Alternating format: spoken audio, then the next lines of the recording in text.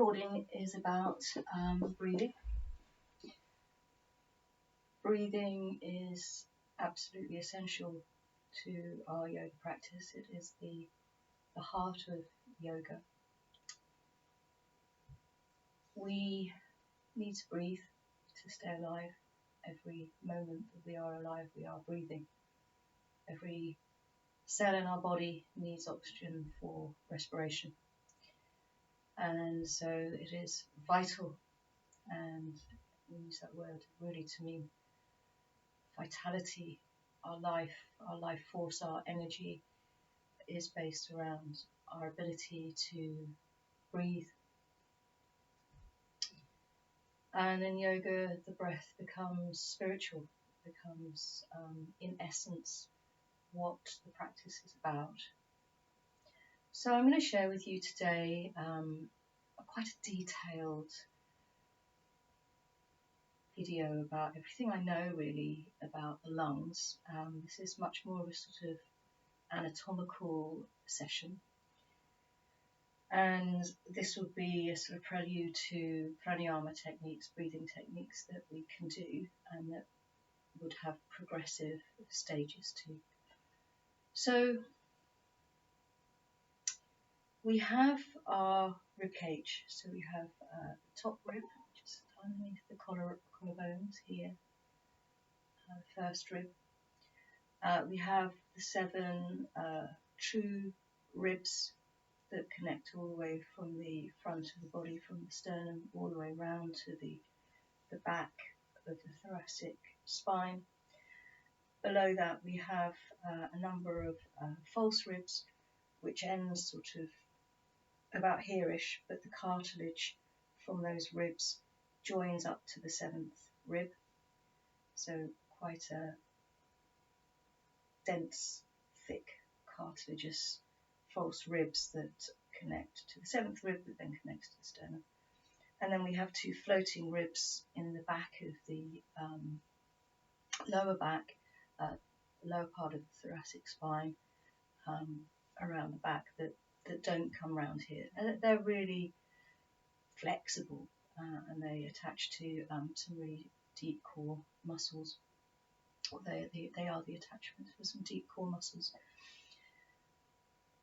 Within the rib cage is the air body, the lungs, and the lungs come down to the false ribs, and then below the false ribs we have the water body, so the abdominal body, and above the false ribs we have the air body, the lungs, the heart, and that is sectioned by the diaphragm.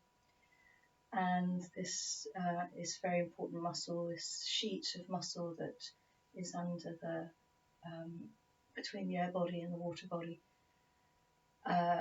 contracts. It's one of the muscles that contracts. Sorry, I'm still suffering from coronavirus. Still, my voice is not very good. Apologies.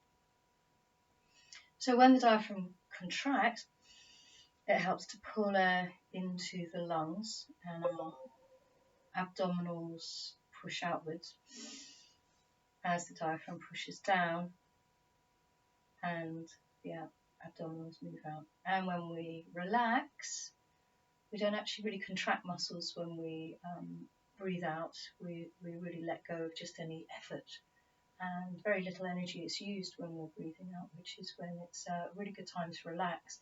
We can do that now. Have your hand on your belly. Take a deep breath in, feel the belly moving out, and really try and relax. Just let your breath out without force or strain. And you can just kind of really feel that there's no energy involved in breathing out when we're breathing in a very automatic way. The lungs, got 2 lungs at the top, so that's the bottom of the lungs, comes all the way down to the diaphragm. Top of the lungs attaches to the first rib, the top rib, so underneath your collarbones you've got your top rib here, and that's also these this rib cage, top rib, is connected to some respiratory muscles in your neck. So when you want to maybe just rest your hands, this is a mudra, so L-shaped mudra of the thumb and index finger hooks over the shoulders. And if you really breathe in deeply and direct your breath up into this top part of your lungs, you'll feel your rib cage and some muscles in your neck contracting. And these muscles contract to pull the rib cage up to allow your breath to get right up into the top area of your lungs. You have the muscles in between the ribs, your intercostal muscles, which also contract to pull air into the mid part of your lungs. So you could use that Hasta Mudra here, linking the fingers around the front and the thumbs around the back. And when you breathe in, you'll feel the rib cage. It feels like it's expanding out to the side. Even though muscles are contracting, it's actually kind of widening the rib cage to pull air in. So we have these three groups of muscles that assist in pulling air into the body. And we have the right lung, so three lobes on that side, top, middle, bottom. And on the left side, we've got the large muscle of the heart, sort of, it's quite central, but it's slightly more to the left. It's kind of central within the body, but to make room for the heart on the left side, we have a top lobe and a bottom lobe. So we have two lobes on the left side, three on the right. So we have really the ability to channel and direct our breath into these different areas.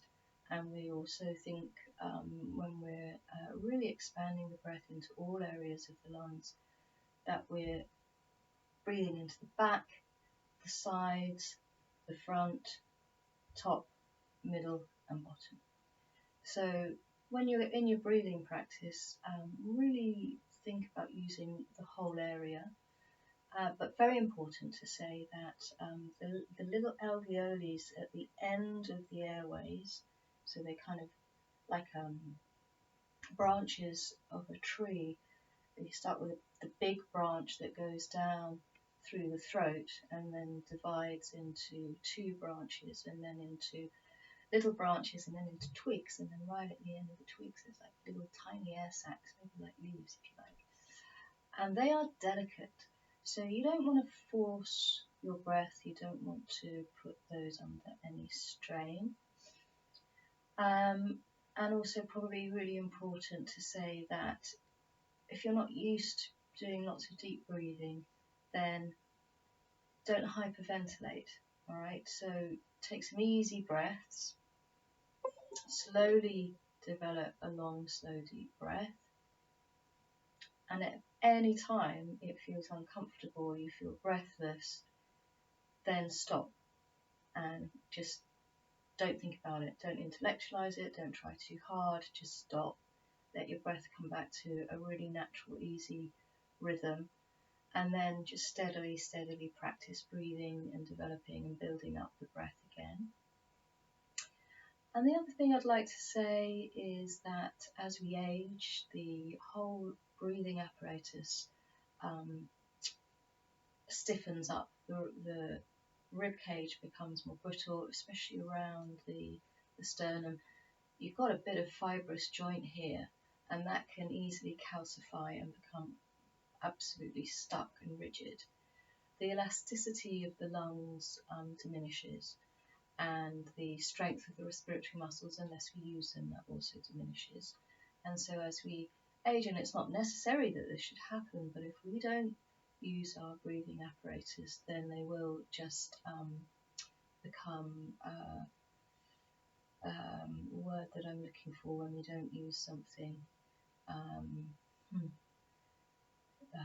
unrecruited and atrophied. That's the word I'm looking for. So do develop a deep breathing practice, make that central to your yoga practice and enjoy it. It's the most fabulous, wonderful experience when we feel the energy of the breath, the refreshing, wonderful lightness and energy that it brings to us, but also the incredible sense of ease and relaxation we experience when the breath is smooth and steady.